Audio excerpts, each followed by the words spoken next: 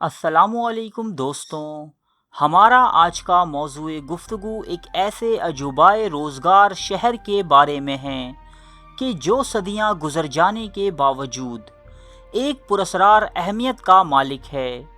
کچھ لوگ اسے چاہے بابل یعنی بابل کے اس کنویں کی مناسبت سے جانتے ہیں جس جگہ دو فرشتے ہاروت و ماروت قید ہیں، اور کچھ لوگ اسے بابل کے معلق باغات کے حوالے سے کہ جو بادشاہ بخت نصر نے اپنی محبوب بیگم کے لیے تعمیر کروائے۔ اس شہر کا تذکرہ توریت، انجیل اور قرآن پاک کے علاوہ دنیا کی کئی مذہبی کتابوں میں ملتا ہے۔ آئیے اس شہر کی تاریخ اور اس کے رہن سہن پر کچھ روشنی ڈالتے ہیں۔ یہ میسوپوٹیمیا یعنی عراق کا قدیم ترین شہر بابل ہے، جسے یونانی بیبلون کے نام سے یاد کرتے ہیں۔ بابل کا مطلب ہے دیوتا کا دروازہ۔ توریت کے مطابق جس جگہ بعد ازاں بابل شہر آباد ہوا، اسی جگہ پر حضرت آدم علیہ السلام بھی رہا کرتے تھے، اور اسی جگہ پر قابیل نے ہابیل کو قتل کر ڈالا تھا۔ اس شہر کی ابتدا کب ہوئی اور کس نے کی، اس حوالے سے مختلف روایات ملتی ہیں، لیکن اس شہر کا تذکرہ 4000 سال قبل مسیح کی تحریروں میں بھی ملتا ہے، جس سے ظاہر ہوتا ہے کہ یہ شہر اس وقت بھی موجود تھا۔ 2300 قبل مسیح میں اس شہر پر ایلامی خاندان کا قبضہ ہو گیا۔ وہ بادشاہ نمرود اسی خاندان کا حکمران تھا کہ جس نے خدائی کا دعویٰ کیا، اور اسی نمرود نے حضرت ابراہیم علیہ السلام کو آگ میں زندہ جلا دینے کا حکم دیا تھا۔ 18ویں صدی قبل مسیح کے دوران عراق کے مشہور بادشاہ حمورابی نے بابل کو اپنے دارالحکومت کا درجہ دیا اور اس میں بکثرت عمارات تعمیر کروائیں، نہریں کھدوا کر آبپاشی کا نظام درست کیا۔ تبھی سے اس شہر نے ترقی کی منازل طے کرنا شروع کر دیں۔ ایک قابل بادشاہ ہونے کے علاوہ حمورابی ایک زبردست ساحر اور ماہر طلسمات بھی تھا۔ طلسمات کے موضوع پر اس کی سب سے مشہور تصنیف مکاشفات حمورابی ہے، جو کہ شہر ایلم کے کھنڈرات کی کھدائی کے دوران دریافت ہوئی اور اب برٹش میوزیم میں موجود ہے۔ وقت گزرتا رہا اور بادشاہتیں تبدیل ہوتی رہیں، یہاں تک کہ کلدانی حکمران نبولاصر کا بیٹا بخت نصر بابل کے تخت پر براجمان ہوا۔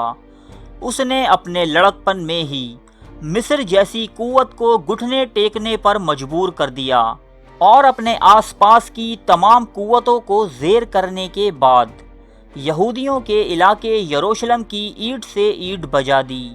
ہزاروں یہودی قید کر کے بابل لے آیا اور ان سے دن رات مشقت لی جانے لگی۔ ان لوگوں میں حضرت دانیال علیہ السلام بھی شامل تھے۔ بخت نصر کے دور کو ہی بابل شہر کے عروج کا دور کہا جاتا ہے۔ اس نے سلطنت کی زیادہ تر دولت بابل کی تزئین و آرائش، اس کی فصیل بندیوں اور دفاع پر خرچ کی۔ بخت نصر کی تعمیرات میں سب سے اہم مقام بابل کے معلق باغات کو حاصل تھا، جو اپنے وقت کے عجائبات میں شمار کیے جاتے۔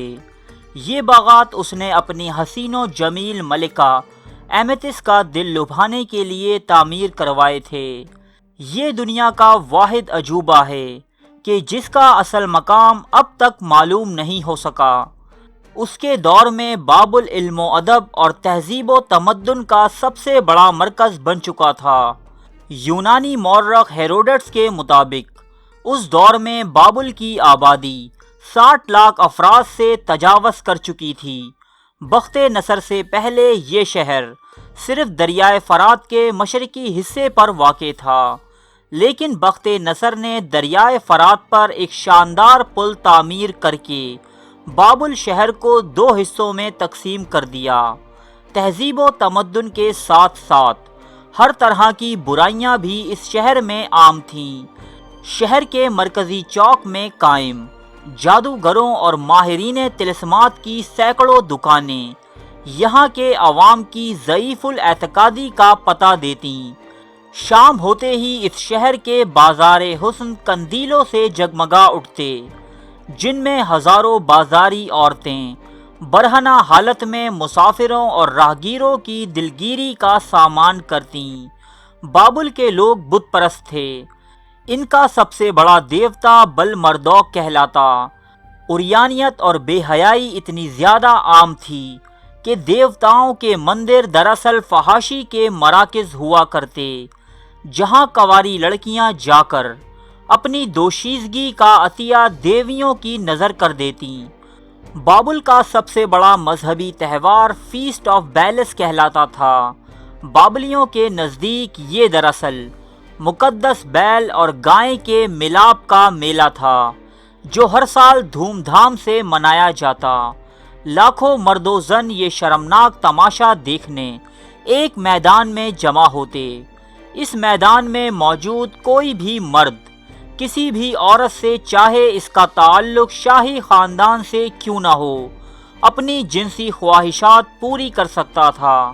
امراء و شرفا اس تہوار کے شدید مخالف تھے، لیکن پجاریوں کے خوف سے کسی کو آواز اٹھانے کی ہمت نہ ہوتی، یہاں تک کہ ایک مرتبہ خود بخت نصر کی پوتی کی آبرو ریزی اس تہوار کے موقع پر ہوئی، لیکن بادشاہ صرف تل ملا کر رہ گیا۔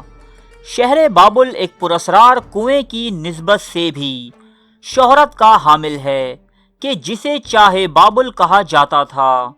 یہ دراصل ایک زندان یعنی قید خانہ تھا، جس میں دوسرے شہروں پر حملہ کر کے وہاں سے لائے گئے دیوی دیوتاؤں کے بت قید کیے جاتے، اس لیے اسے ایک پراسرار اور خوفناک مقام کی حیثیت حاصل تھی۔ اور یہی وہ کنواں ہے کہ جس کے بارے میں مشہور ہے کہ یہاں دو فرشتے ہاروت اور ماروت قید ہیں، کہ جو یہودی روایات کے مطابق بےدخت نامی ایک خوبصورت عورت کے ساتھ زنا، شراب نوشی اور پھر قتل جیسے گناہوں کے مرتکب ہوئے۔ ہاروت و ماروت کے بارے میں ہم ایک تفصیلی ویڈیو انشاءاللہ تعالی جلد پیش کریں گے۔ بخت نصر کے مرنے کے بعد اس شہر پر ایران کے بادشاہ سائرس دی گریٹ کا قبضہ ہو گیا اور یہ شہر ایرانی سلطنت کا ایک حصہ بن گیا۔ بعد ازاں اسے سکندر اعظم نے ایرانیوں سے چھین لیا اور پھر اسی شہر میں سکندر اعظم کی موت واقع ہوئی۔ سکندر اعظم کے بعد اس شہر کی حکومت زیادہ تر غیر ملکیوں کے ہاتھوں میں رہی، جنہوں نے اس شہر کی فلاح و بہبود پر کوئی خاص توجہ نہ دی۔ آنے والے ادوار میں بابل کی جگہ اسکندریہ، ایتھنز اور قسطنطنیہ جیسے شہروں نے لے لی، جبکہ بابل آہستہ آہستہ گمنامی کے اندھیروں میں ڈوبتا چلا گیا۔ عباسی خلفاء کے دور حکومت تک بابل کی جگہ صرف ایک چھوٹا سا گاؤں موجود تھا، لیکن موجودہ دور میں بغداد شہر سے صرف 65 کلومیٹر کے فاصلے پر بابل شہر کے صرف عظیم الشان کھنڈرات موجود ہیں۔ مسیحی روایات کے مطابق یہ شہر بابل قیامت سے قبل ایک مرتبہ پھر آباد ہوگا اور یہیں خیر و شر کی بڑی بڑی جنگیں لڑی جائیں گی۔ اور آخر میں اس بات کے ساتھ اس ویڈیو کا اختتام کرنا چاہوں گا کہ بتائی گئی یہ تمام باتیں صرف روایات ہیں، حقیقت صرف اللہ تعالیٰ کی ذات ہی بہتر جانتی ہے۔ ارے فرینڈز، ایک منٹ، آپ ایسے ہی جا رہے ہیں؟ اتنی محنت سے ویڈیو بنائی ہے، ایک لائک تو بنتا ہے نا؟ اور دوسرا یہ کہ آپ ہمیں اتنی بڑی دنیا میں دوبارہ کیسے ڈھونڈیں گے؟ تو اس کا حل یہ ہے کہ آپ ہمارے چینل کو سبسکرائب کر لیجئے اور اس بیل کے آئیکن کو کلک کر دیجئے۔ اس طرح ہمارے آنے والی تمام ویڈیوز آپ تک پہنچتی رہیں گی۔ ارے ڈریے مت، یہ بالکل فری ہے۔